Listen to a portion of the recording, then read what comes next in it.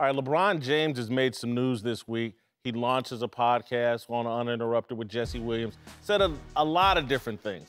One of the most interesting is he seems to be going after Michael Jordan a little bit and saying that Jordan perhaps gets too much credit for the Bulls' 6 titles. His teammates contributed to that. LeBron got a little bit out over his skis, talking about Jordan never touched the ball on the game-winning shot from Paxson. Not true.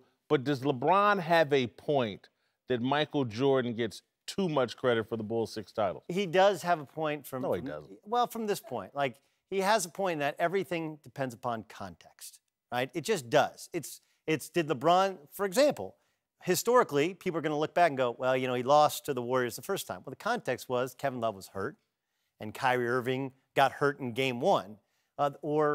When they lost to the Spurs. Remember, they were beating the Spurs in Game 1, and all of a sudden his body cramped up. Like, that would be context. Oh, hold on. Let me just speak for Michael Jordan for a second. The context Jordan wants you to understand, he played in 6 finals and never lost any of them. That's all the context he needs. Okay, I'm not disagreeing with you here. I agree with you that Jordan is the best. Okay, and I agree with you that Jordan... get too much credit. How does Michael Jordan, the greatest player ever, I never liked the guy, but he's the greatest player ever. How does he get too much credit? Well, it's just, I think what LeBron is going after, and look, it's a failed premise to try and present context. It's a failed premise to ever go after Michael Jordan, right? You can't go after Jordan, can't go after Joe Montana, right? Because they're both undefeated in the biggest games or the biggest series in their chosen sports.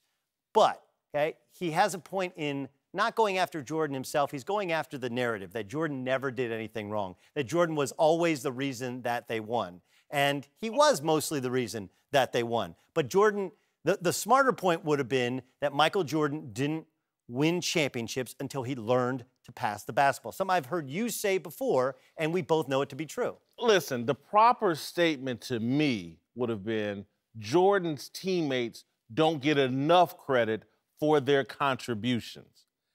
And they don't get enough credit not because too much credit's being given to Jordan.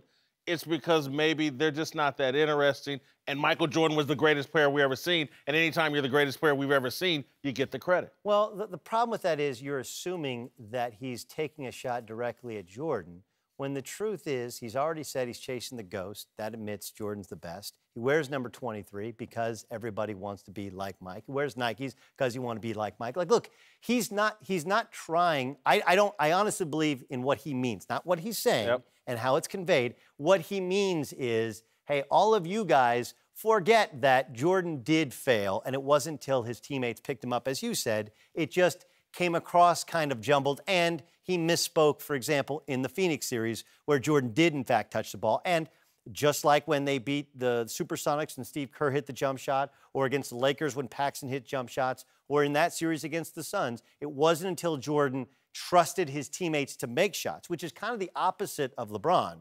We need LeBron to take over like he did this year, that Jordan became the greatest player we've ever seen. Swallowing up all the air, I got a better question. Right. Well, you've led me to a perfect segue. Chasing Michael Jordan. Now LeBron says he's dreaming of being an NBA owner. I don't think his aspirations are big enough. This is one of the few times I think LeBron James' aspirations aren't big enough. I think he should want to be the commissioner of the NBA, the first former player to run a league, the first African-American to run a league. I think that would blow everybody out of the water. I think it would. Here's the only problem. The commissioners report to the owners. It's the opposite of what it appears to be. Okay, you're not actually in charge of the league. You're simply acting on behalf of your owners. Whereas when you're an owner, even though it's only one town or one franchise and one team, you own that. Listen, when David Stern was commissioner of the league, his personality and his vision were so strong, I felt like ownership followed David Stern's lead. LeBron James, charismatic, a visionary, a guy that thinks about basketball and his place in.